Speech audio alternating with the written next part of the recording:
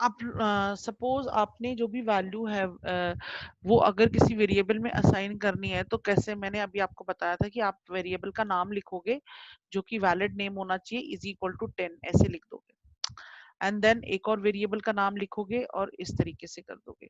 फिर अगर आपने इसको मल्टीप्लाई करना है, कोई एक्सप्रेशन देनी है तो या मल्टीप्लाई या प्लस करना है या फिर डिवाइड करना है, तो आपको जो करना है आप वो लिखेंगे एंड देन आप इस तरीके से कर देंगे।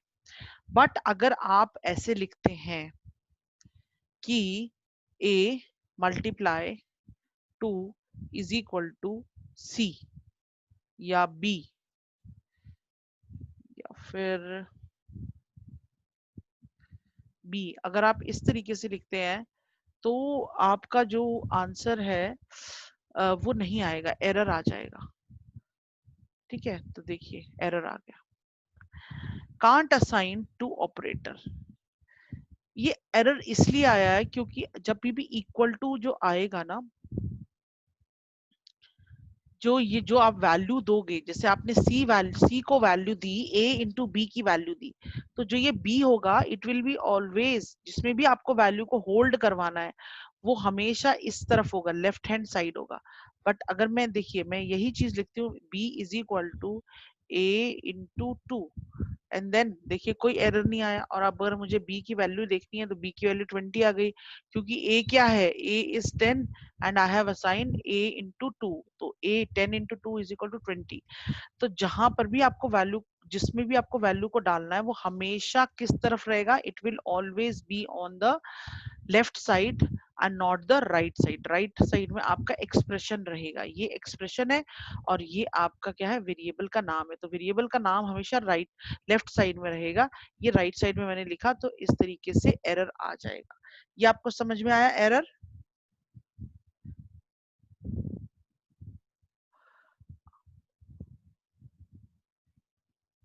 आया समझ में बच्चों?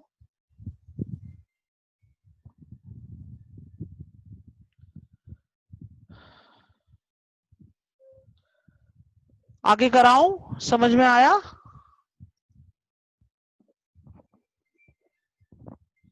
आवाज आ रही है मेरी आप लोगों को? जो है वेरिएबल का नाम कभी भी राइट हैंड साइड पे नहीं लिखना है, इस बात का ध्यान रखना है। नेक्स्ट जो मेरा टॉपिक है दैट इज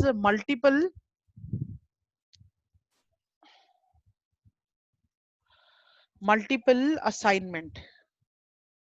मल्टीपल असाइनमेंट का मतलब है आप एक वेरिएबल को क्या मल्टीपल एक स्टेटमेंट में मल्टीपल बहुत सारे वेरिएबल्स को एक वैल्यू दे सकते हैं कि नहीं दे सकते, किस तरीके से हम लोग मल्टीपल असाइनमेंट्स कर सकते हैं कि नहीं कर सकते, वो मैं अभी आपको बताती हूँ इस लाइन का क्या मतलब हुआ। तो देखिए जैसे कि फॉर एग्जाम्पल अब मैं यहाँ पर हम आ गए पाइथन शेल में एंड देन मेरे को एक ही a is equal to 10, b is equal to 10 and c is equal to 10। अब देखो ऊपर वाली स्टेटमेंट्स में मैंने क्या करा है, मैंने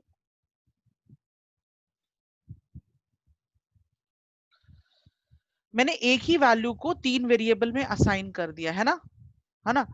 10 a is equal to 10, b is equal to 10, c is equal to 10। ये इससे क्या हो रहा है, थोड़ा सा टाइम कंज्यूम हो रहा है। जब एक ही वैल्यू असाइन करनी है तीनों वेरिएबल्स को तो हम क्यों ना इनको एक ही लाइन में लिखे। क्या हम लिख सकते हैं पाइथन में? यस, हम लोग लिख सकते हैं। उसके लिए हमें क्या करना पड़ेगा, देखो ध्यान से देखना, a is equal to b is equal to c is equal to 10। ठीक है, तो अगर मैं ये ऐसे लिखती हूँ तीन लाइनों में और अगर मैं एक लाइन में भी ऐसे लिखती हूँ तो ये दोनों का मतलब एक ही है। आप एक सिंगल स्टेटमेंट में भी मल्टीपल वेरिएबल्स को वैल्यूज दे सकते हैं। ओके, अब सपोज सिंगल आप अब ये तो था कि जब आप एक ही वैल्यू को देते हैं, अगर आपको एक वैल्यू को नहीं देना, आपको डिफरेंट वैल्यूज को देना है ए बी और सी को, तो उसके लिए आप कैसे क्या मल्टीपल वैल्यूज एक स्टेटमेंट में दे सकते हैं मल्टीपल वेरिएबल्स को? तो यस, क्यों नहीं दे सकते। तो देखिए आपने उसके लिए क्या करना है, ए कॉमा बी कॉमा सी ठीक है, कॉमा लगाना है, फिर से बता रही हूँ मैं, जितने वेरिएबल, सपोज मेरे 5 वेरिएबल है तो ए comma B comma C comma D comma ई, नाम आप कुछ भी लिख सकते हो, ये ए बी सी तो हम लोग रैंडमली लिखते रहते हैं पाइथन में, इसलिए ए बी सी आ जाता है। आप यहाँ पर n1 comma n2 comma n3 comma n4 comma n5 भी दे सकते हैं, ठीक है, बट नेमिंग कन्वेंशन आपको याद रखनी, जो मैंने आपको पहले भी बता रखी थी। तो आपने कॉमा लगाना है एंड देन फिर उसके बाद आपने लिखना है इक्वल टू, क्या लिखना है, इक्वल टू n1 की वैल्यू सबसे पहले आपने लिखनी है। तो सपोज आप लिख रहे हैं 10, फिर 11, फिर 12, फिर 13, फिर 14, कितने हैं हमारे, 5 है ना, 10 11 12 13 14, तो 5 हो गए हमारे। अब देखिए जो ये n1 है यहाँ पर, जो मेरा n1 है उसकी वैल्यू जो है वो 10 है, और n2 की वैल्यू जो है वो 11 है, n3 की वैल्यू जो है वो 12 है, और n4 की वैल्यू जो है वो 13 है, और n5 की वैल्यू जो है वो 14 है। मैं भी आप लोगों को ये दिखाती हूँ रन करके। ओके, तो जैसे ही आप एंटर करेंगे तो we have assigned these value to n1 n2 n3 n4 n5। अब now I want to see the value of n5। दो तरीके से लिख सकते हैं, ठीक है, n5 लिखेंगे और एंटर करेंगे तो भी आ जाएगा, there is no issue. And then अगर आप प्रिंट लिखते हैं, प्रिंट करके एंड देन आप यहाँ पर लिखते हैं 14, A14 बोल रही हूँ, आप यहाँ पर लिखते हैं n5, वो भी सही है, दो बोथ आर सेम। ओके, ठीक है, दोनों का एक ही आउटपुट आएगा। बट अगर आप प्रिंट में, अगर सपोज मुझे प्रिंट में कुछ और वैल्यूज को मतलब कुछ और टेक्स्ट को ऐड करना है तो मैं वो दे सकती हूँ यहाँ पर। जैसे सपोज मैं लिख सकती हूँ the value of n5 is, फिर आप यहाँ कॉमा करके यहाँ पर n5 कर दीजिए एंड देन ब्रैकेट क्लोज कर दीजिए। तो देखिए फिर आप जब एंटर करेंगे तो देखिए आपका इस तरीके से आउटपुट आएगा, the value of n5 is 14।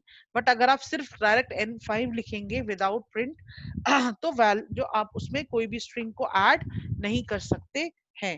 ये समझ में आया आप लोगों को? Yes ma'am. अब आप क्या कर सकते हैं, मल्टीपल वैल्यूज को प्रिंट भी कर सकते हैं। ओके, तो मल्टीपल वैल्यूज को प्रिंट कैसे कर सकते हैं, जैसे मेरे को लिखा, मैंने लिखा प्रिंट, फिर उसके बाद मैंने ब्रैकेट में लिखा, मुझे n1 n2 n3 n4 को मुझे प्रिंट करना, तो n1 n3 n5 तो तीन वैल्यूज को मुझे प्रिंट कराना। तो देखिए 10 12 एंड 14 आंसर आ गया। तो मल्टीपल वैल्यूज को भी आप प्रिंट कर सकते हैं, आपको कॉमा लगाना है यहाँ पर। तो जो आप बोल रहे थे ना स्ट्रक्चर, पंक्चुएटर, ये देखिए कॉमा इज अ पंक्चुएटर, यहाँ पर ये पंक्चुएटर्स आ गया, फिर उसके बाद ये स्ट्रिंग इज अ ये आपके क्या कर रहा है, आपके प्रोग्राम को एक स्ट्रक्चर प्रोवाइड कर रहा है। इस स्ट्रक्चर की वजह से आपका जो प्रोग्राम है वो अच्छे से रन हो रहा है और हमें स्पेसिफाई हो रहा है कि this is string. Now comma का मतलब अब ये वैल्यू अलग हो गई है, इक्वल टू का मतलब ये इक्वल वैल्यू असाइन हो रही है। अब सपोज आपको वैल्यू को क्या करना है, स्वैप करना है। स्वैप का मतलब क्या होता है, देखो जब हम लोग ना, मैंने आपको पहले स्टार्टिंग में भी बताया था कि अगर मैं यही प्रोग्राम अगर मैं किस में करती, C++ में करती, तो मुझे एक वैल्यू जैसे a इक्वल टू 20 है और b इक्वल टू 30 है, और अब मुझे a की वैल्यू डालनी होती b में और b की वैल्यू डालनी होती a में, तो मुझे एक c वेरिएबल लेना होता, ठीक है, और c वेरिएबल लेते तो c is equal to a and then a is equal to b and then b is equal to c and then at the end of the day a की value b में आ गई है और b की value a में आ गई है। तो अब हमारी जो वैल्यू हो गई है now a is equal to 30 and then b is equal to 20 आ गई है। यानी कि इस पूरी कोडिंग का ये मतलब है कि अगर मुझे वैल्यू को स्वैप करना है तो स्वैप करने के लिए अगर मैं किसी और लैंग्वेज का यूज करती तो मुझे एक न्यू वेरिएबल लेना पड़ता है। इस लाइन का मतलब ये है कि suppose there are two jars, इन दोनों में सामान रखा हुआ है और इसका सामान आप इसमें डालना चाहते हैं, इसका सामान आप इसमें डालना चाहते हैं, तो आपको एक एम्प्टी जार लेना पड़ेगा जिसमें आप पहले इसका जो भी चीज है वो इसमें डालेंगे। अब ये खाली हो गया तो इसका सामान इसमें डालेंगे, फिर ये खाली हो जाएगा तो इसका सामान इसमें डालेंगे। Eight the end of the day आपके जो जार्स का जो भी चीज थी, थिंग्स थी, दे आर स्वैप्ड। सेम ऐसे ही अगर मुझे यहाँ पर करना है तो मैंने भी यहाँ पर एक एक्स्ट्रा वेरिएबल लिया जिसमें पहले ए की वैल्यू डाल दी, फिर जो ए खाली हो गया तो ए की वैल्यू ए में बी की वैल्यू डाल दी, अब बी खाली हो गया तो बी में सी की वैल्यू डाल दी। सेम यही चीज अगर आपको करनी होती इससे किससे पाइथन से, तो आप पाइथन से बहुत ही इजी है करना। पाइथन में आप कैसे लिखेंगे x comma Y is equal to Y comma X, simple value. Okay, and then अभी आपको ऊपर x भी बताना पड़ेगा, x comma y is equal to 10 comma 20। आप ऐसे बताएंगे, अब क्या होगा, वैल्यू जो होगी वो स्वैप हो गई है। ये मैं आप लोगों को भी रन करके दिखाती हूँ प्रोग्राम यहाँ पर, ठीक है।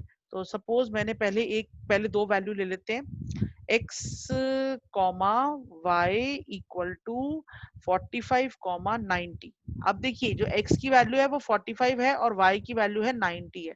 अब हम इसको चेक भी कर लेंगे, x 45 and y is 90। Okay, now I want to swap these values. तो मैंने लिखा x comma Y is equal to Y comma X. Okay, तो इससे क्या हो गया, जो मेरी x की वैल्यू थी वो y में चली गई और जो y की वैल्यू थी वो x में चली गई। And then enter, and then अब देखिए प्रिंट में करूंगी x कॉमा वाई को, तो देखिए 90 कॉमा 45 हो गया। अब अगर मैं यहाँ पर x लिखूंगी तो x में देखिए पहले यहाँ पर x में वैल्यू आ रही थी 45, अब x में वैल्यू आ रही है 90। ओके, और अब यहाँ पर y में वैल्यू है 45, तो यहाँ पर पहले y की वैल्यू थी 90। So this is how we can swap the two numbers. Okay, समझ में आया आप लोगों को? Yes ma'am. Okay,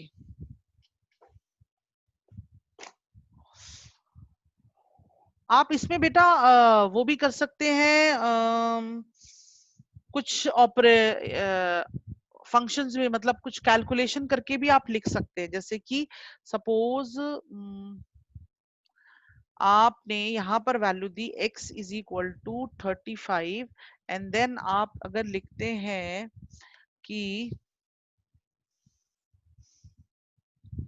y is equal to x plus 65, तो जो y की वैल्यू है वो देखिए क्या आएगी, 35 प्लस 65 इज इक्वल टू 100। इस तरीके से भी आप परफॉर्मेंस मतलब वैल्यूज को कैलकुलेट कर सकते हैं, ठीक है।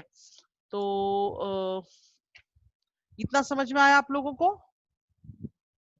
Yes ma'am.